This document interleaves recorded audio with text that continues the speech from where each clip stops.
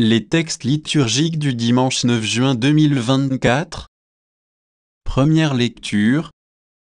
Je mettrai une hostilité entre toi et la femme, entre ta descendance et sa descendance. Genèse 3, 9-15. Lecture du livre de la Genèse. Lorsqu'Adam eut mangé du fruit de l'arbre, le Seigneur Dieu l'appela et lui dit, « Où es-tu donc » Il répondit, « J'ai entendu ta voix dans le jardin, j'ai pris peur parce que je suis nu, et je me suis caché. » Le Seigneur reprit, « Qui donc t'a dit que tu étais nu? Aurais-tu mangé de l'arbre dont je t'avais interdit de manger ?» L'homme répondit, « La femme que tu m'as donnée, c'est elle qui m'a donné du fruit de l'arbre, et j'en ai mangé. » Le Seigneur Dieu dit à la femme, « Qu'as-tu fait là ?» La femme répondit, « Le serpent m'a trompé, et j'ai mangé. » Alors le Seigneur Dieu dit au serpent, « Parce que tu as fait cela, tu seras maudit parmi tous les animaux, que c'est toutes les bêtes des champs. Tu ramperas sur le ventre et tu mangeras de la poussière tous les jours de ta vie. Je mettrai une hostilité entre toi et la femme, entre ta descendance et sa descendance. Celle-ci te meurtrira la tête, et toi, tu lui meurtriras le talon. » Parole du Seigneur.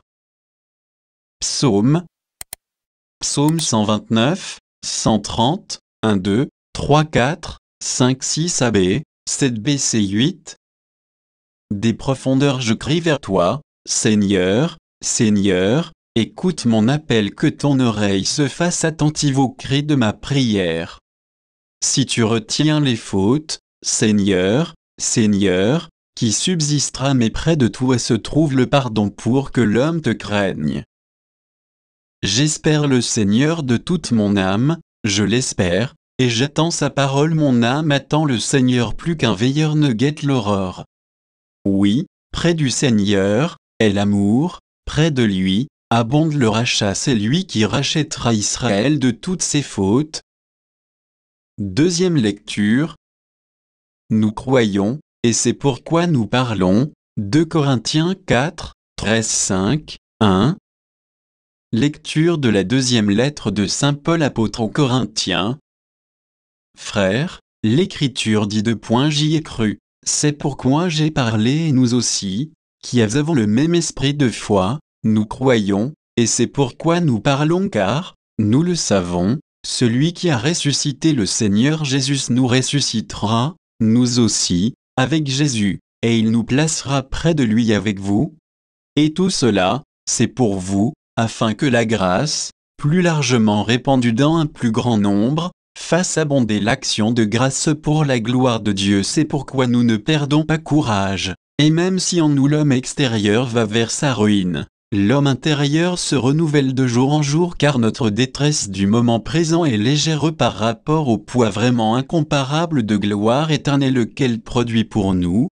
Et notre regard ne s'attache pas à ce qui se voit, mais à ce qui ne se voit pas. Ce qui se voit est provisoire, mais ce qui ne se voit pas est éternel. Nous le savons, en effet, même si notre corps, cette tente qui est notre demeure sur la terre, est détruit, nous avons un édifice construit par Dieu, une demeure éternelle dans les cieux qui n'est pas l'œuvre des hommes.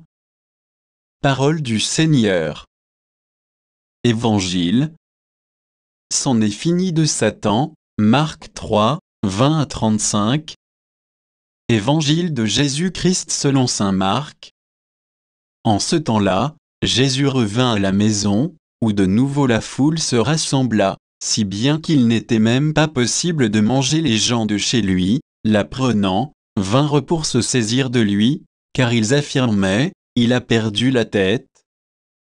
Les scribes, qui étaient descendus de Jérusalem, disaient, il est possédé par Béelzéboul. C'est par le chef des démons qu'il expulse les démons. Les appelant près de lui, Jésus leur dit en parabole, comment Satan peut-il expulser Satan? Si un royaume est divisé contre lui-même, ce royaume ne peut pas tenir.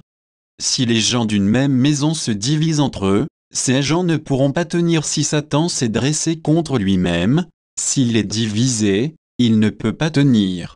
C'en est fini de lui. Mais personne ne peut entrer dans la maison d'un homme fort et piller ses biens, s'il ne l'a d'abord ligoté, alors seulement il pillera sa maison. Amen, je vous le dis. tout sera pardonné aux enfants des hommes, leurs péchés et les blasphèmes qu'ils auront proférés. Mais si quelqu'un blasphème contre l'Esprit Saint, il n'aura jamais de pardon, il est coupable d'un péché pour toujours. Jésus parla ainsi parce qu'ils avaient dit, il est possédé par un esprit impur. Alors arrivent sa mère et ses frères. Restant au dehors, ils le font appeler. Une foule était assise autour de lui, et on lui dit, voici que ta mère et tes frères sont là dehors, ils te cherchent. Mais il leur répond, qui est ma mère, qui sont mes frères? Et parcourant du regard ceux qui étaient assis en cercle autour de lui, il dit, voici ma mère et mes frères. Celui qui fait la volonté de Dieu, celui-là est pour moi un frère, une sœur, une mère. Acclamons la parole de Dieu.